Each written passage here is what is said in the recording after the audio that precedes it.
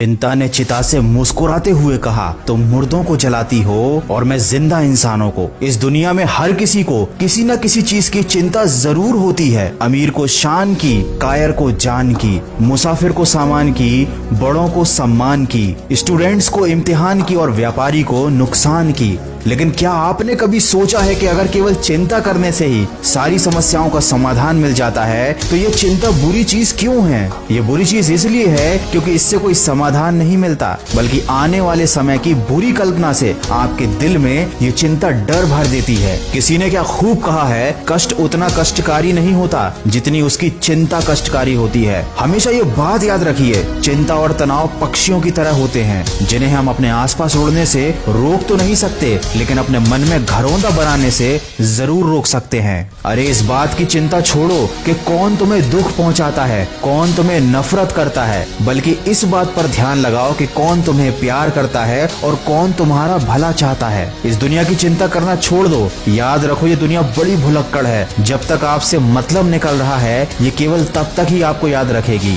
इसलिए किसी और इंसान के चक्कर में अपनी जिंदगी के आनंद को कभी नहीं खोना चाहिए। जो लोग चिंता से लड़ना नहीं जानते वो जवानी में ही मर जाते हैं। इसलिए चिंता उतनी ही करो कि काम हो जाए, ना कि काम तमाम हो जाए। याद रखें, जरूरत से ज्यादा सोचना और चिंता करना किसी समस्या का समाधान है ही नहीं। जब भी चिंता हो तो ये सोचो कि अगर इस समस्या का समाधान है तो चिंता करने से क्या फायदा, उस समाधान पर कार्य करना चाहिए। और अगर इस समस्या का कोई समाधान है ही नहीं तब भी चिंता करने से क्या फायदा, क्योंकि जब कोई समाधान ही नहीं है तो आप क्या कर सकते हैं। हालांकि इस दुनिया में ऐसी कोई समस्या होती ही नहीं जिसका कोई समाधान ना हो, किंतु दोनों ही स्थिति में चिंता कोई समाधान नहीं है। ये अपने आप में एक बहुत बड़ी समस्या है। दोस्तों, जिंदगी के दो प्रबल शत्रु होते हैं, क्रोध और चिंता। क्रोध से विवेक का नाश होता है और चिंता से मनोबल का नाश हो जाता है। क्रोध वो स्थिति है जब इंसान की जबान उसके मन से ज्यादा तेजी से काम करती है, और चिंता वो स्थिति है जब इंसान का हृदय उसके मन से ज्यादा तेजी से काम करता है। मनुष्य का हृदय बड़ा ही कमजोर होता है, छोटी छोटी बातों पर दुखी हो जाता है, छोटी छोटी परेशानियों से डर जाता है, छोटी छोटी समस्याओं से हार जाता है, और चिंता के समय ये आपके ऊपर हावी हो जाता है। इसीलिए सिंह बनो, सिंहासन की चिंता मत करो। आप जहाँ बैठोगे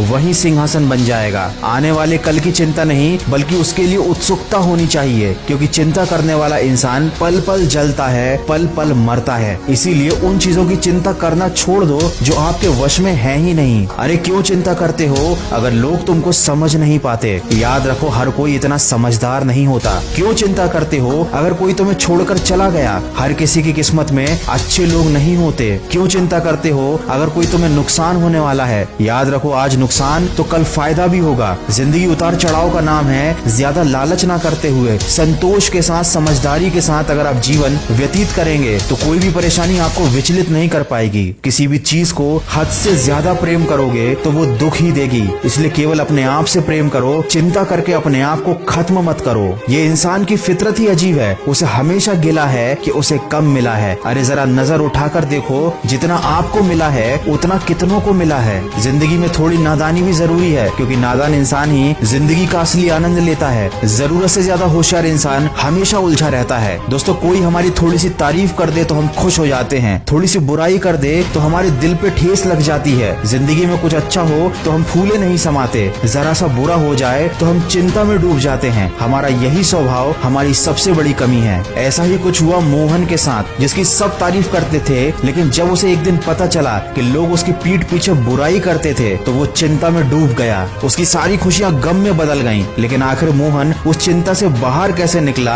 आप सुन सकते हैं इसे मेरी नई कहानी में, सिर्फ खबरी ऐप पर। इस कहानी की लिंक मैंने डिस्क्रिप्शन में दी हुई है। अगर वीडियो में कही गई बातों से आप सहमत है तो इसको ज्यादा से ज्यादा शेयर कीजिएगा। मैं मिलूंगा आपसे अगले वीडियो में जो आपके जीवन में सकारात्मक ऊर्जा को भर दे और आपको दिखाए एक सही दिशा। सुनते रहिए मन की आवाज।